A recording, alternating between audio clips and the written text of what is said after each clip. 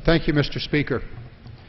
Mr. Speaker, last Thursday, 2,000th U.S. military service member was killed in Operation Enduring Freedom in Afghanistan. I send my deepest sympathies to the families and the loved ones of each individual who has been killed since this war began more than a decade ago. Those losses are a cause for sadness beyond what I can adequately convey in my words. Having just celebrated Father's Day with my daughters and son, I reflect on the fact that each fallen soldier was a child of some parent. Many were husbands and wives, and many were parents themselves. We are a nation at war, yet the burden of this war has been primarily borne by a very few, by our military service members and their families. Less than 1% of the United States population is in the armed services.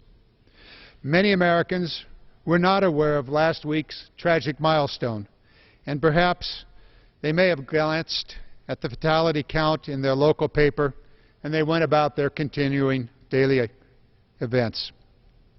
This is a war that, for many, goes on in the background, while most Americans carry on their daily lives. It's imperative that we stop and think deeply about the human cost of this war. We must read the names of those who have been killed. Look at their pictures. Imagine the grief of those who have been left behind. We must also think about those who have been wounded. Every day outside this chamber we see yet one more military woman or man who have lost a limb, who have been harmed. They're in our military hospitals now. Their future is uncertain. We must think about those service members whose lives have been so shattered by the experience of war that they cannot continue living. More service members took their lives in this year than were killed in combat in Afghanistan. Only when we feel those losses can we fully comprehend the cost of this war. Recently, this House passed its version of the National Defense Authorization Act that I opposed, but the majority pushed forward a bill that has no meaningful timeline for ending combat operations and bringing our troops home.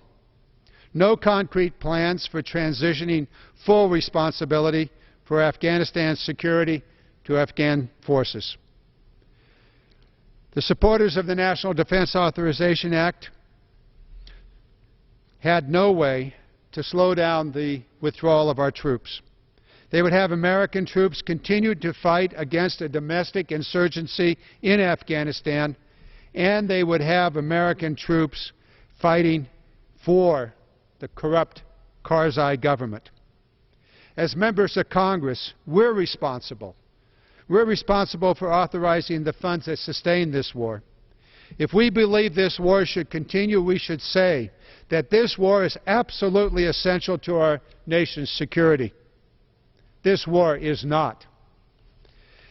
Can we look into the eyes of the mother or father of a serviceman that has been killed and say, your child died for a mission that's absolutely essential to our nation's security? I can't do that, and I believe most of us cannot. I believe it's time for the war in Afghanistan to come to an end. For our troops and our family, they've given enough. We should welcome them home as heroes, and we should ensure that they receive the support and care that is due when they return. We sent our brave servicemen and women to Afghanistan to eliminate international terrorist organizations that threaten the United States. As President Obama said last month, our goal is to destroy al-Qaeda. Our troops have successfully executed this mission with phenomenal dedication and capacity.